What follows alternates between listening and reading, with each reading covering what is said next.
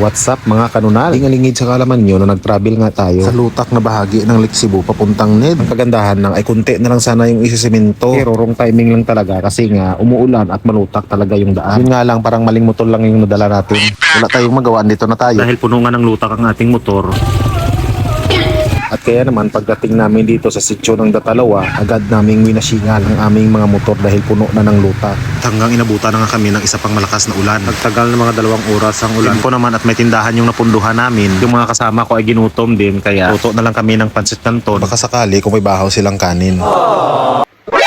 NANI? Perfect!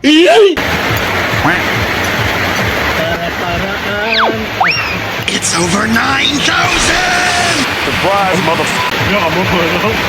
Ayun, shoutout na rin po sa may-ari ng tindahan pala na pinakain kami. Maraming salamat po. At ayan, tuloy